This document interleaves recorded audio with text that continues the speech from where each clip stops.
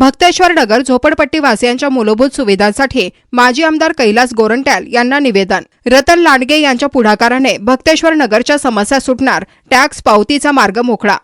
जालना शहरातील भक्तेश्वर नगर झोपडपट्टी भागातील नागरिकांना मूलभूत सोयी सुविधा उपलब्ध करून देण्यात याव्यात या मागणीसाठी दत्ता घुले पाटील यांच्या मार्फत माजी आमदार कैलास गोरंट्याल यांना नागरिकांनी निवेदन दिले।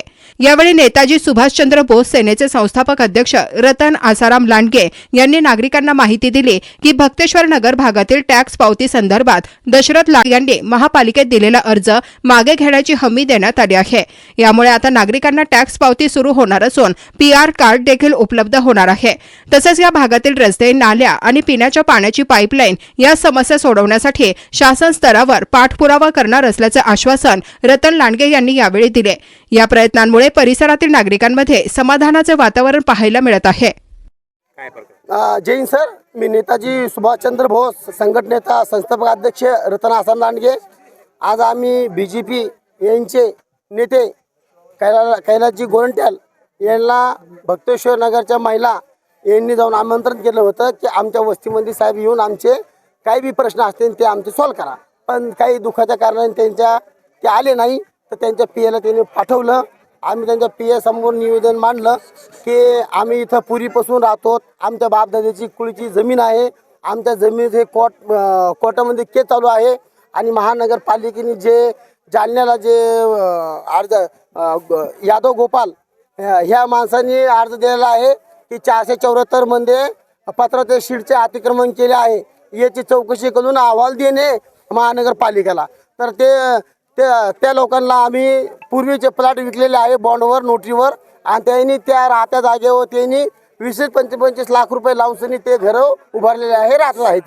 ते मालकी हक्कीची जमीन आहे, आमच्या नावावर जुनी रजिस्ट्री आहे। काही लोकांनी काळा बाजार करून सनी पहिले ऑनलाईन जमीन नव्हती, त्यांनी काळा बाजार करून त्याच्या नावावर रजिस्ट्री करून घेतलेली आहे, 7/12 नाव करून घेतलेलं आहे।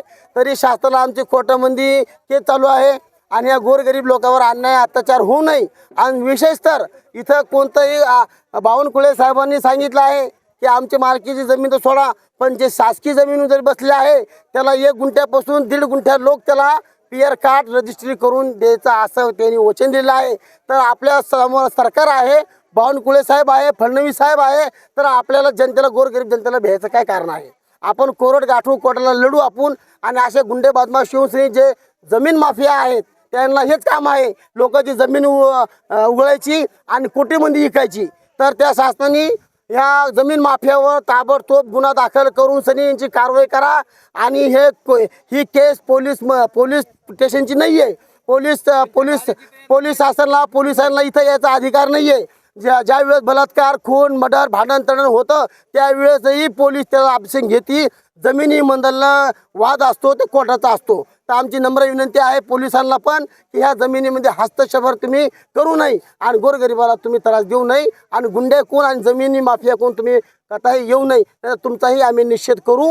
हे आम्ही 100% हे भक्तेश्वर नगरच्या लोकांनी आम्ही हे निश्चित केलं आहे। आणि जे काही आमच्या चुलत्यांनी महानगरपालिकेमध्ये अर्ज दिलेला आहे की ह्या कारणामुळं की कोणाच्या टॅक्स पावत्या होऊ नये, तरी बी 30 ते 40 टॅक्स पावत्या झालेल्या आहेत, पण ते अर्ज देण्यामुळं काही लोकांच्या टॅक्स पावत्या होत नाही। म्हणून सनी तो अर्ज वापस घ्यायची आम्ही हमी घेतली आहे आणि आम्ही अर्ज वापस घेतल्यानंतर 100% महानगरपालिकेमध्ये गोरगरिबांचे टॅक्स पावत्या सुरू होतील। काय नाव आहे ते अर्जदारचं? यादव गोपाल, मागे घेतला त्या दशरथ रामा अमृता लांडगे, ते आमचे चुलतेच आहेत।